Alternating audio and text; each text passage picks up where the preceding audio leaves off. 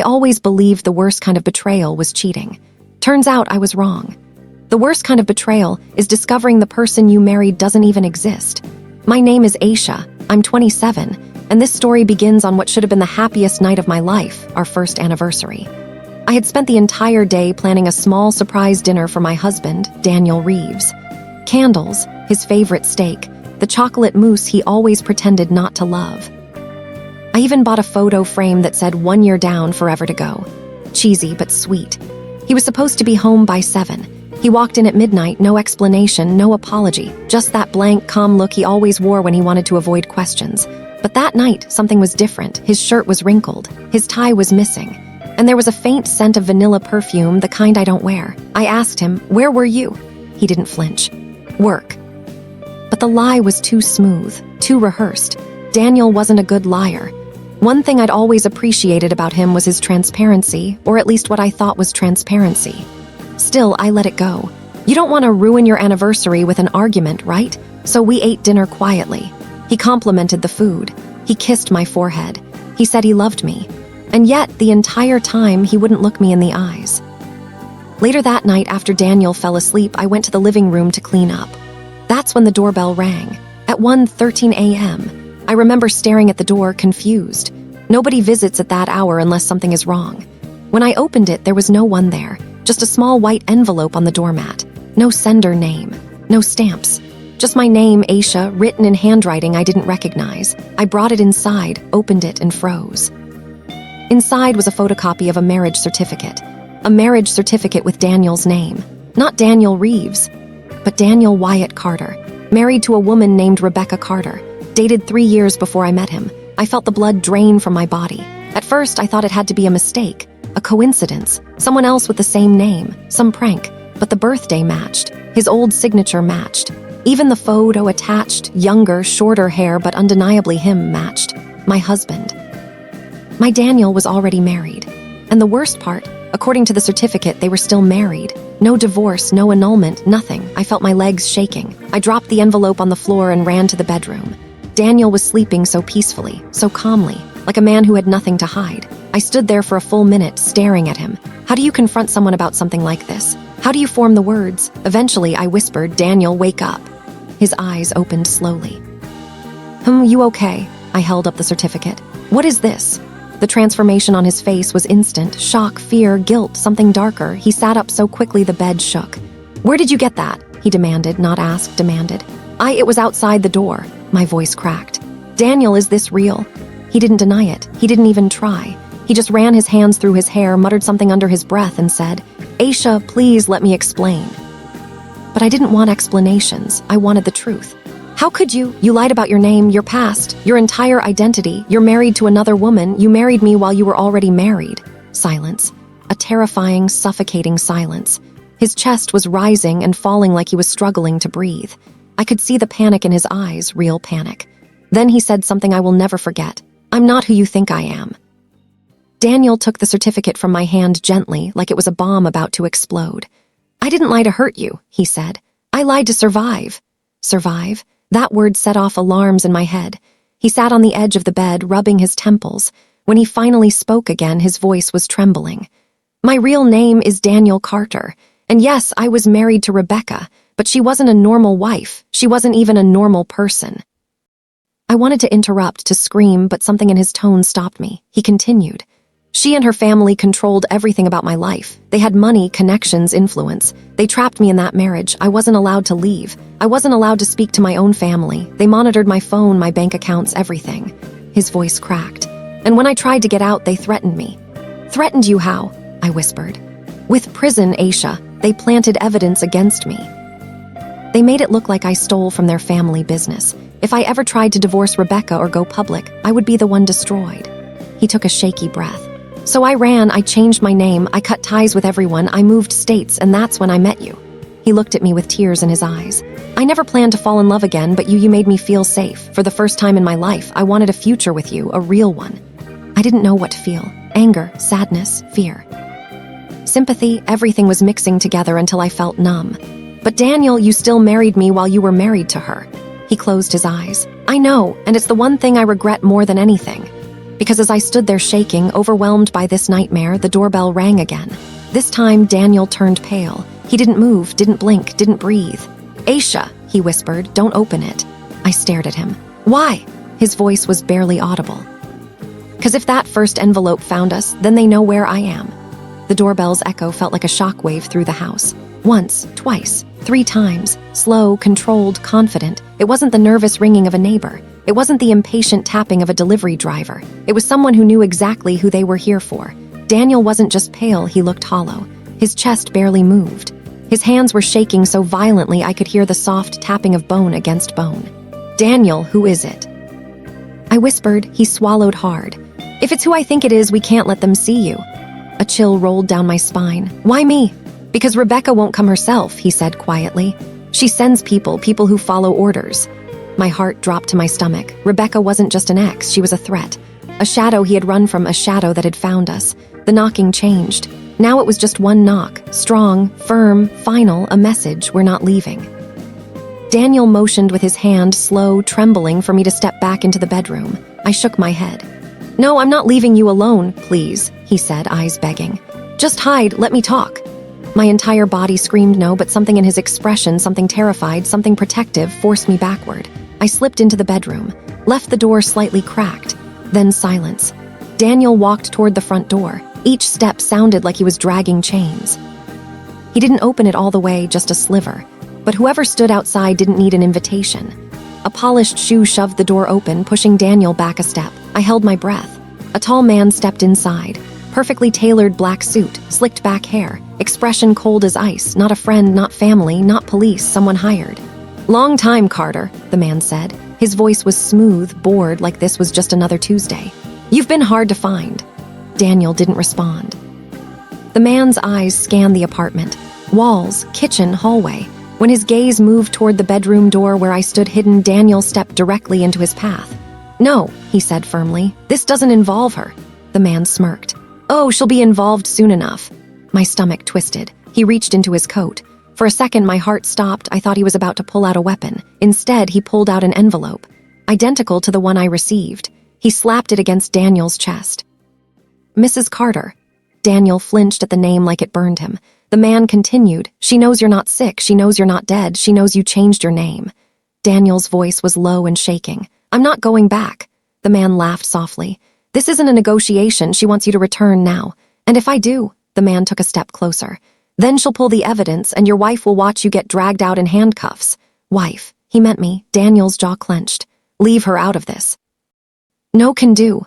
The man tilted his head. "You married her while still legally bound to Rebecca. Bigamy, state-level crime, very messy, very public." My breath stopped. Bigamy. The word hit like a physical blow. I realized right then the man wasn't bluffing. Rebecca had power, money, and connections, and she wasn't afraid to use them. The man leaned in closer to Daniel, voice dropping to a whisper. "Rebecca doesn't care about you. She cares about control. She won't let you embarrass her by building a new life. You should know that by now." Daniel said nothing. "And one more thing," the man added casually. "She wants to meet the new wife." A cold shiver ran down my spine. Daniel's face hardened. "No, not your call. It is. She doesn't need to be part of this." The man smiled, but it wasn't a smile. It was a warning. "She already is." He stepped back toward the door. "You have 72 hours, Carter. Pack a bag. Say goodbye. Expects you to walk into her house by then." Then he opened the door, paused, and added, "And if you don't show up, she'll come herself." The door slammed shut. Daniel stood frozen. He didn't move for nearly a full minute, just stared at the floor, chest rising in small, uneven breaths. I stepped out slowly. My hands were ice. "Daniel," my voice shook, "what does she want from you?" He didn't look up. "Everything," he whispered. "She wants everything I build, everything I am, everything I love." Finally, he looked at me, and the devastation in his eyes broke something inside me. "Aisha, I should have never involved you. I should have stayed alone." I shook my head fiercely. "Don't say that." "You don't understand," he said, stepping back as if he was afraid to be near me. "Rebecca isn't just angry, she's capable of anything." "What does that mean?" He ran a hand through his hair, a gesture of panic I'd never seen before. "It means," he said slowly, painfully, "that she's not going to stop until she destroys our marriage."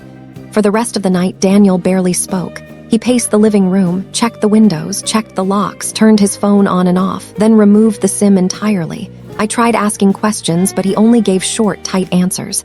Is she dangerous? Yes. Why did she send someone instead of coming herself? She doesn't get her hands dirty.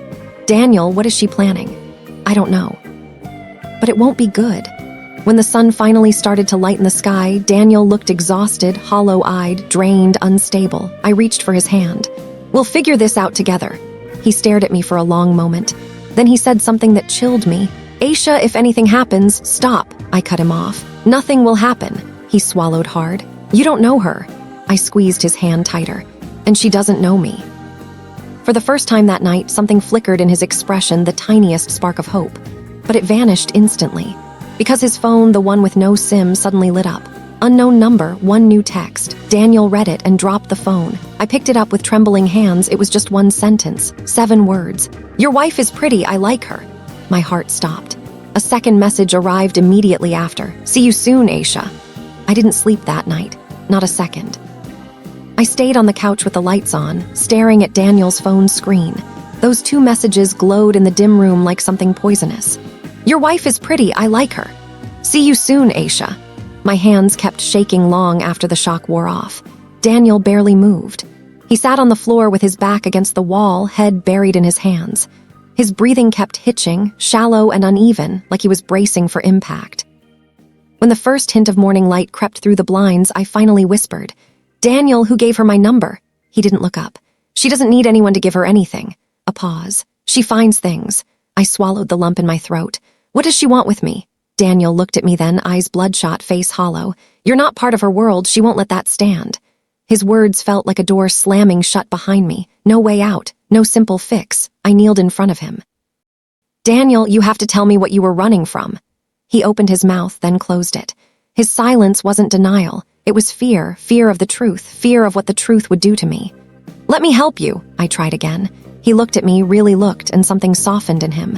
And then, for the first time, he told me the truth. Not everything, not the deepest parts, but just enough for me to feel the cold edges of the world he tried to escape. She has money, he began, voice low and cracked. Not family money, not inheritance, power money, control money. I listened in stunned silence. She owns businesses, properties, she invests in political campaigns, people owe her favors, people fear her, people protect her. What about the marriage? I whispered. He exhaled shakily. She picked me, not the other way around. I frowned. What does that mean? I worked for her father's company. I was young, broke, hungry for opportunity. And Rebecca, she liked projects. She liked controlling every part of someone's life, their job, their goals, their future. His voice drifted into bitterness. I thought she loved me. I didn't realize she just wanted to own me. My chest tightened. He continued, when her father died, she inherited everything, including everyone in his orbit. She decided we'd get married. And in her world, when Rebecca decides something, he shivered. It happens. How did you leave? I asked. Didn't leave, he said. I escaped, literally middle of the night, took a bus across 2 states, changed my name, started over. He looked at me, eyes shining with exhausted guilt. I never told you because I thought stupidly that distance could break her control. My voice was barely audible. And the marriage, was it ever annulled? He shook his head. No, she refused to sign. She said I was hers, forever. My breath left me like I'd been punched. So when you married me, my voice broke. It was technically illegal. He nodded. The room felt smaller suddenly, like the air itself was turning solid. I whispered, Daniel, what do we do now? He grabbed my hands like he was drowning, and I was the only thing keeping him afloat. I don't know, he whispered, but I swear I will protect you. I wanted to believe him, but the fear in his eyes said something else. He wasn't sure he could. By late morning, Daniel insisted on going out just for an hour. We need supplies, he said. Second deadbolt, new phone cards, a door camera. I'll feel better once the place is secured. His voice was steady, but his hands trembled when he reached for the keys. Let me come with you, I said. No, if she has people watching and she does, I don't want you exposed. I hated it, but I also understood. So I watched from the window as he walked to the car. He kept glancing around, shoulders stiff, like someone expecting a hit from behind. When he drove off, the house felt too silent. I made tea but couldn't drink it. I paced. I checked the curtains. I kept replaying the man's voice from last night. See you soon, Aisha. It was noon when my phone buzzed. I grabbed it instantly, praying it was Daniel. It was a text from an unknown number. Nice view from your kitchen window. My knees went weak. I ran to the window, ripped the curtain back, but saw nothing. No car, no silhouette, no movement, just everyday life. A couple walking their dog, a teenager on a skateboard. A mail truck, nothing out of place. And yet someone saw me. Someone was close enough to describe the exact window I was standing in front of. My hands trembled as I dialed Daniel. No answer. I tried again. Voicemail again, nothing. By the fifth call, panic clawed its way up my throat. Something was wrong. He had been gone 2 hours, then 3, then 4. The store he planned to go to was 20 minutes away. I called the store. He never arrived. I checked hospitals. Pulled up local accident reports online. Refreshed my messages every 30 seconds. Still nothing. By evening, the walls felt like they were closing in. When it hit the 5-hour mark, I called 911. I didn't know what to say. What if they dismissed it? What if I sounded paranoid? But when the dispatcher answered, the words poured out of me in broken pieces. My husband, he left the house at 10 a.m. He never came back. His phone isn't working. And someone dangerous has been sending threats. The dispatcher's calm voice guided me through details. His name, car model, last known location. Then she asked, "Do you have any reason to believe he's in immediate danger?" I almost laughed, a dry, hopeless sound. "Yes," I whispered. "His first wife is looking for him, and she isn't the kind of person who forgives." The dispatcher hesitated. "First wife? You mean ex-wife?" I closed my eyes. "No, they're still legally married." Silence on the line. Then, "Ma'am, I'm sending an officer now." Within 20 minutes, 2 officers were at my door, a woman and a man, both mid-40s, both wearing that particular expression cops wear when they're trying to appear calm but are internally evaluating risk.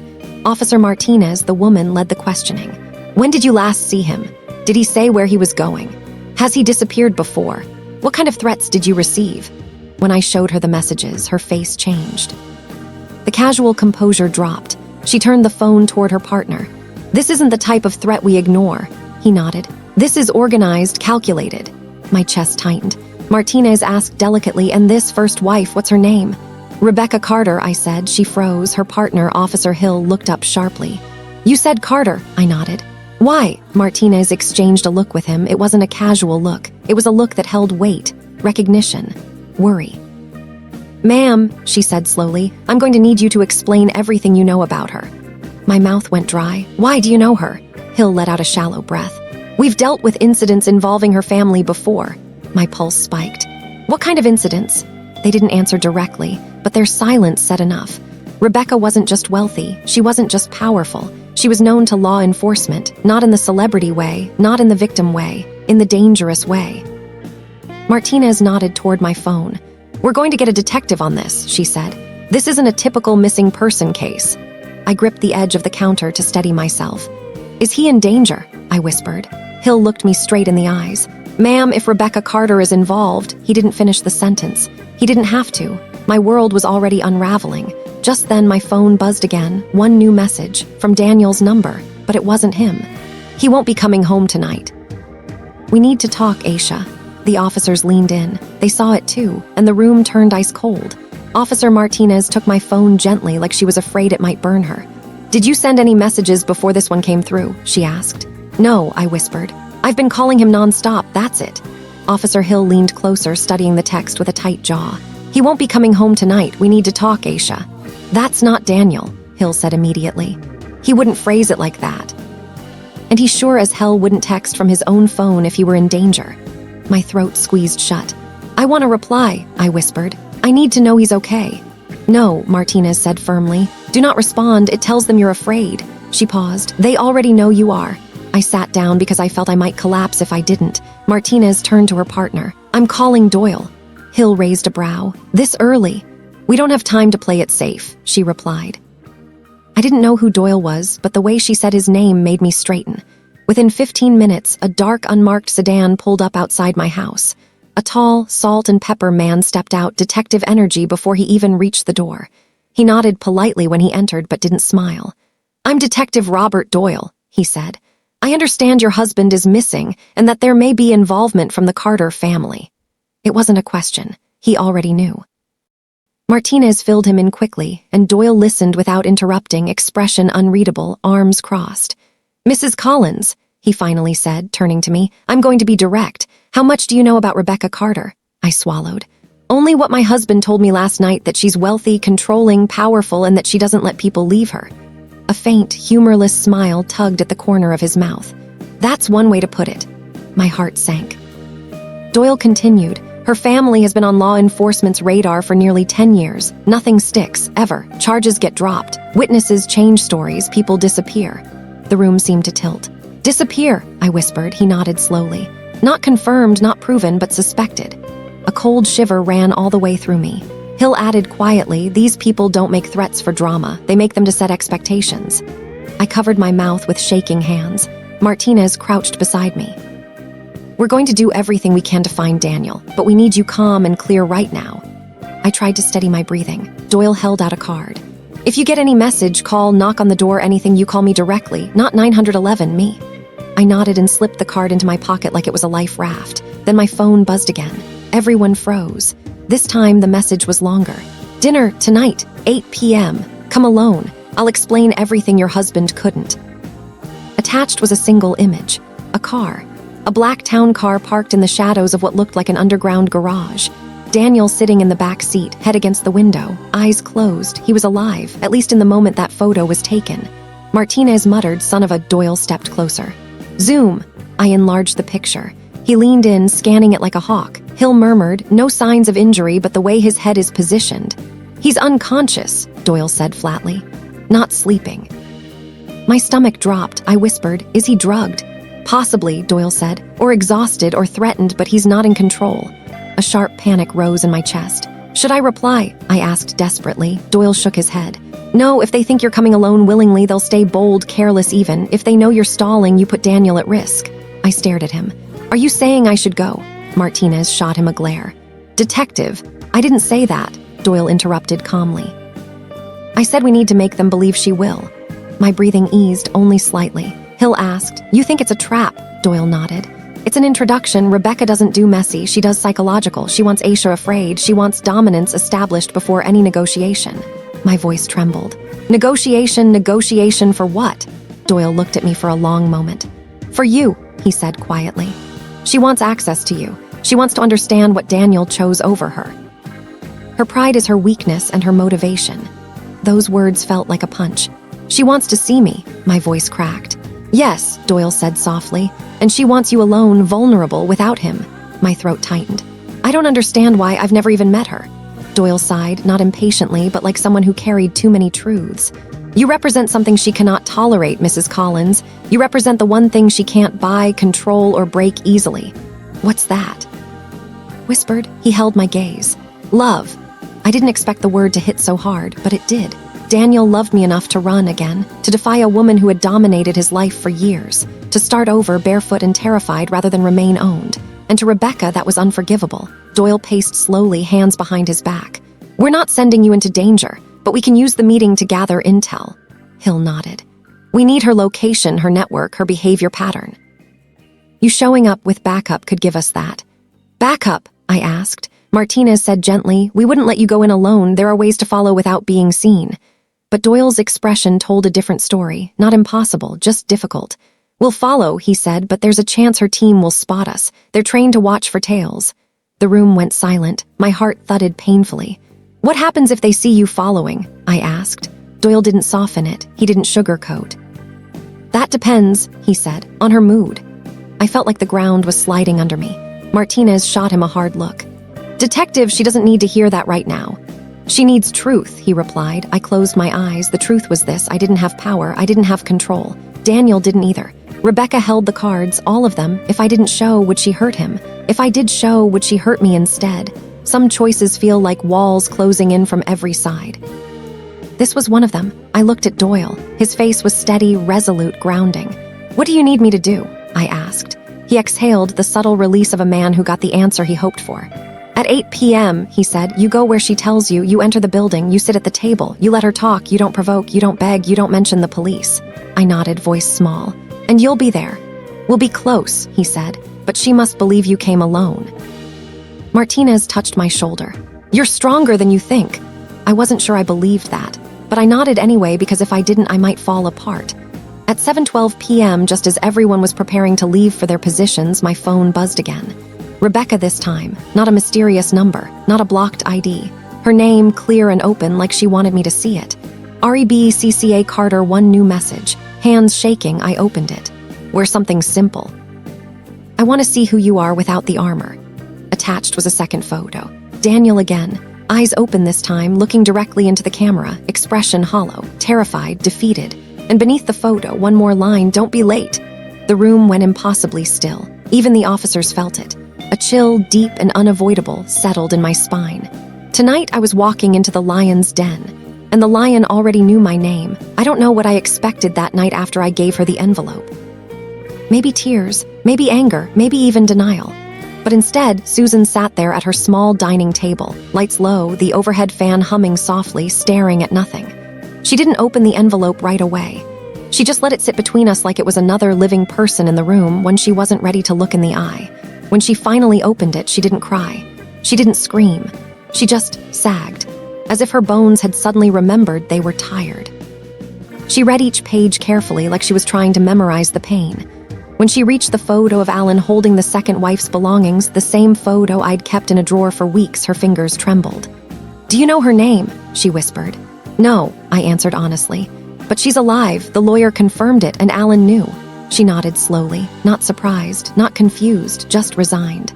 "I always felt like there were pieces missing," she said. "Like he kept doors locked in his mind." "But I thought that was marriage. I didn't think." Her voice broke, but she quickly steadied it. "I didn't think it was this." I reached for her hand just lightly in case she didn't want comfort. She let me hold it. "You didn't deserve this," I said. She looked at me, and for the first time since I'd known her, her eyes weren't warm or kind or even angry. They were hollow. "And you?" she asked. "Did you?" I didn't know how to answer that, so I just shook my head. She let out a slow breath. "He didn't only betray me, or you, he betrayed marriage itself." The public consequence began the next morning, because Alan surprised us. And not in the way I feared, yelling, threatening, denying. No, he didn't show up angry. He showed up confident, as if he already had a plan. The knock on my door came at 8:13 a.m., sharp, precise, like someone trying to claim authority. I opened it, expecting exhaustion, guilt, anything human. Instead, he walked in wearing a fresh button-down, holding a folder and speaking in a cool, measured tone. "We need to talk," he said. "All three of us." I didn't move aside for him, but he walked in anyway. Susan was standing in the kitchen doorway, arms folded over herself, eyes red from crying but expression steeled. He didn't look at her the way a husband looks at a wife. He looked at her like someone reviewing a contract. "I know what you think you found," he said, "and I know where it came from." I almost laughed at the arrogance. Susan did laugh, one small, bitter exhale. "Oh," she said softly, "you know?" "Yes," he replied, "and I'm willing to explain." He sat down on the couch like it was his own home, like he owned the room, the space, us. My stomach tightened. Susan didn't sit. She leaned against the wall, arms crossed. Alan placed his folder on the coffee table. He began, "The woman you think is my wife. She is your wife," I snapped before I could stop myself. He raised a hand, patronizing and slow. "Let me finish." Susan lifted her chin. "Go ahead." He cleared his throat. "She was part of a witness protection case." We both stared at him. "I was involved as a witness years ago," he said. "She pretended to be my wife for the duration of the case. Once it was closed, we parted ways. The paperwork was sealed, but someone must have leaked it." A smooth explanation, a prepared explanation, too prepared. "And the lawyer?" I asked. "Because he confirmed you were legally married." Alan clicked his tongue. "Then he lied to you for money. Lawyers do that." His confidence was unnerving, like he'd rehearsed this speech a dozen times. Susan stepped forward finally. "So you're saying I'm your only wife?" she asked quietly. "Yes," Alan said without hesitation. "And everything we have," her hand gestured vaguely to the air between them, "everything we built." "Was real?" "Yes." He didn't blink, he didn't shift, he didn't show one sign of discomfort. For a second, just a fraction, I saw something flicker across her face. Hope, relief, I couldn't tell, but it scared me, because his calmness wasn't soothing, it was manipulative. Then Susan asked one question he wasn't expecting. "What was her name?" His jaw tightened. Only for a moment, but I saw it, the smallest crack in his armor. "She used a false identity," he said too quickly. "Never knew her real name." "Right," Susan said softly. "Of course." He forced a smile. "I know this was frightening for you both, but I'm here and I'm telling you the truth so we can move past this. Move past this, move past bigamy, move past deception." Just like that, I opened my mouth to argue, but Susan lifted a hand to stop me. "Alan," she said, "did you ever love me?" He blinked fast, once, twice. "Yes," he said, "I do." That wasn't the answer she asked for. She caught it too. "Present tense," she whispered. "Not past." Alan swallowed. "It's complicated." Susan let out a breath, and when she looked up, something inside her had changed. She wasn't hollow anymore. She was clear, certain. "Alan," she said, "I think you should go." His expression froze. "What?" "You heard me." Alan straightened, anger slipping through his mask for the first time. "This is a misunderstanding." "No," she said calmly. "This was a marriage built on your secrets, and you're still lying." He opened his mouth, ready to fight, but Susan didn't give him the chance. She walked to the front door, turned the knob, and stepped aside. "Leave, Alan, while you can still pretend you have dignity." He stared at her, then at me, then back at her. "You're making a mistake," he hissed. Susan didn't flinch. "I've made many. Loving you was one of them." He stepped forward too fast, as if to intimidate her. But I moved closer, placing myself between them quietly but firmly. "Go," I said.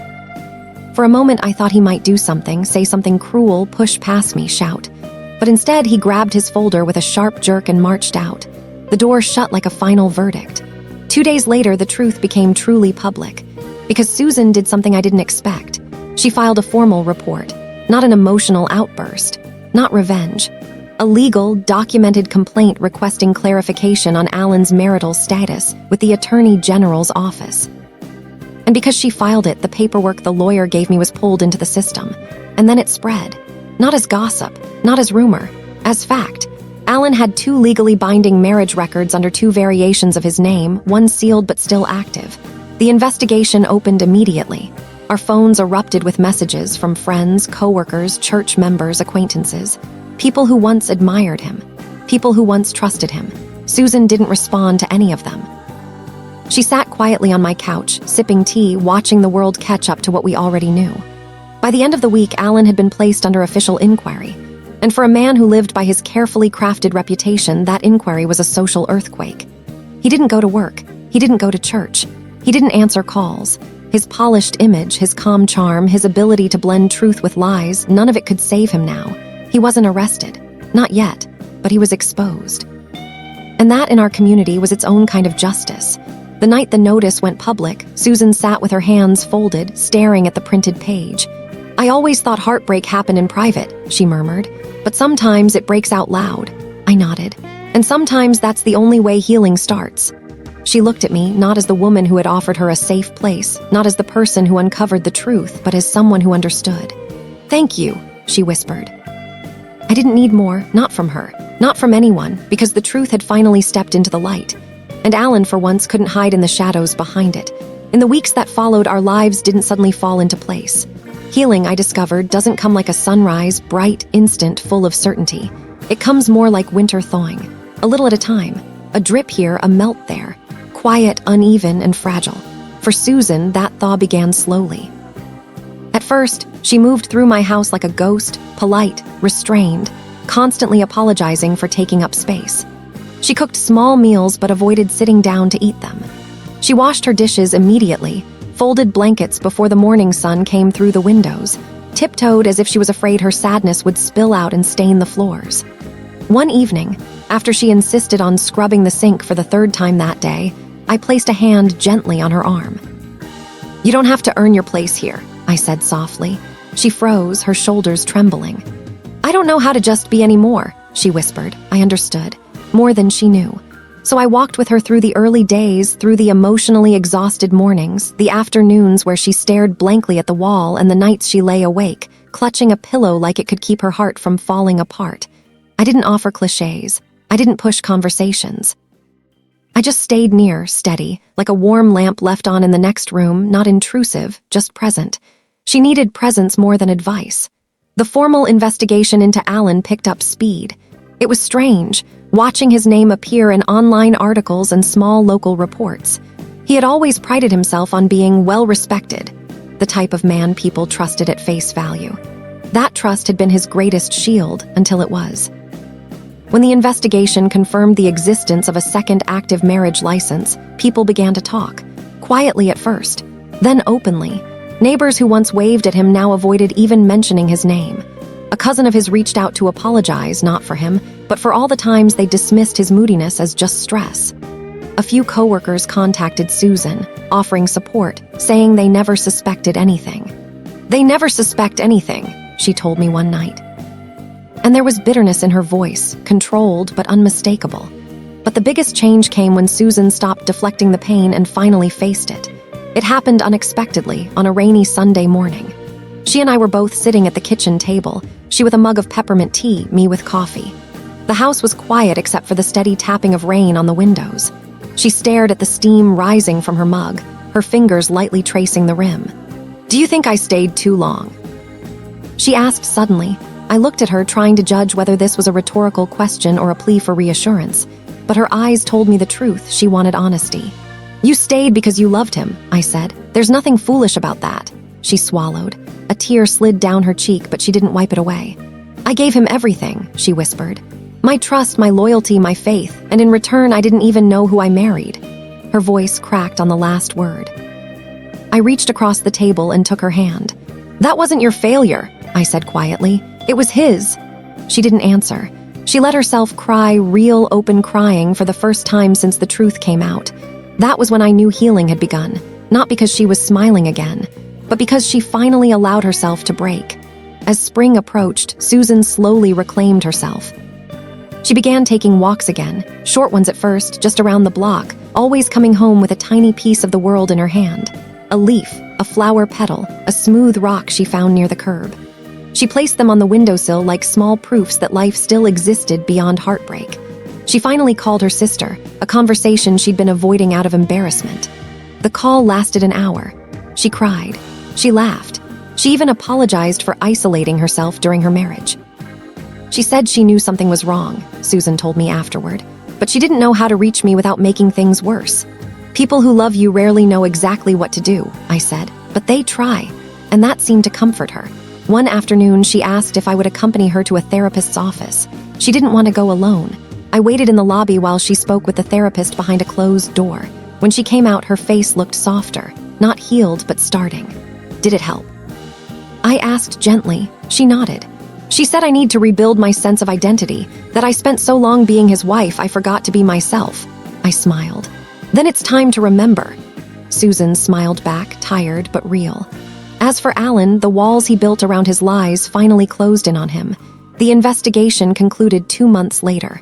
The sealed marriage records were unsealed under fraud review. He was served official notice of possible criminal charges, not just bigamy, but falsifying state documents. He tried to reach out, 3 calls, 2 emails, 1 desperate voicemail. We didn't respond. Then a message came through from his lawyer requesting Susan's presence for a settlement discussion. She declined. I was proud of her. Her boundaries had once been fragile, pliable, but now they were steel. She no longer owed him explanations or comfort or forgiveness. Not yet. Maybe not ever. By early summer, Susan decided it was time to move out of my house. Not because she felt unwelcome, but because she was ready. We spent a weekend looking at small rental places. Nothing fancy. She wasn't trying to start over big. She just wanted a place where she could hear her own breathing without flinching at every memory. She chose a small 1-bedroom with sunlight that flooded the living room every morning. The kind of place where comfort grew naturally from simplicity. "I feel like I can breathe here," she said softly as she walked through the empty space. We spent the day unpacking her few belongings. She hummed under her breath, something I hadn't heard in months. That evening, after setting up her bed with clean sheets and fluffing the pillows, she sat down and let out a deep exhale. "I didn't think I'd survive this," she admitted. "But you did," I said. She looked at me with gratitude, deep, quiet, steady. "You saved me," she whispered. I shook my head. "No. I just held a light. You walked out of the darkness yourself." And that was the truth. She hugged me, a long, tight embrace that said everything words couldn't. The divorce was finalized in July. No drama, no courtroom showdowns, no final confrontations, just paperwork, emotionless, clinical, almost anticlimactic compared to the storm of revelations that had preceded it. But Susan wasn't looking for fireworks. She wanted closure, and she got it. Alan didn't contest anything, not the division of assets, not the settlement, nothing. He seemed to have accepted that his lies had finally outrun him. The last thing Susan said about him was this: "I hope he finds the part of himself he keeps running from, but I'm done trying to fix it." And just like that, she stepped out of the shadow of a marriage that had never really existed. By the time summer warmed into late August, Susan wasn't healed. Healing doesn't happen on a deadline, but she was whole. She started painting again, something she hadn't done since before her wedding. She took small road trips on weekends. She joined a support group for women recovering from betrayal trauma. She cooked meals just for herself, something she hadn't realized she'd stopped doing. One afternoon, she dropped by my house unexpectedly with 2 iced coffees. "I wanted to share something with you," she said. We sat on my porch, the sun dipping behind the trees, the air thick with the smell of honeysuckle. "Do you remember the first night I stayed here?" she asked. "Of course. I thought my life was over." I touched her arm lightly. "And now," she inhaled slowly, then smiled, a soft, peaceful smile. "Now I think my life is finally beginning." Her words settled over me like warmth. She wasn't running anymore. She wasn't drowning. She wasn't trapped in the wreckage of what Alan had done. She had reclaimed herself. And watching her rise quietly, steadily, without bitterness, taught me something profound. Survival isn't loud. Healing isn't dramatic. Strength doesn't need an audience. It just needs patience. And love, the kind of love that doesn't betray, manipulate, or take. The kind of love we give ourselves. When I look back on everything that happened, the lies, the broken trust, the unraveling of someone's entire double life, I realize something I never expected. Sometimes the truth shatters you so you can finally see yourself clearly again. Susan didn't just survive betrayal. She rebuilt herself piece by piece, with gentleness, courage, and honesty. And I learned right beside her that healing isn't about pretending things are fine or forcing yourself to move on before you're ready. It's about choosing peace over chaos, even when that peace feels unfamiliar at first. There are people in this world who build their lives on secrets, and then there are people who rebuild their lives after those secrets explode. Only one of those paths leads to freedom.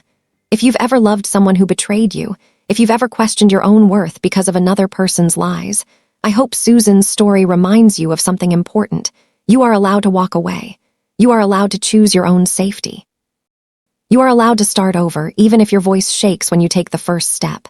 And healing doesn't ask you to be perfect. It only asks you to keep going. Thank you truly for listening to her journey. Now I want to ask you, the people who sit with these stories, who feel them, who hold them, what would you have done if you discovered the person you married wasn't who they claimed to be? Would you confront them, walk away, or try to forgive? Share your thoughts in the comments. Your stories help others feel less alone. And if you'd like to hear more real stories like this, filled with truth, healing, and the quiet strength of starting over, don't forget to subscribe. Your support means more than you know.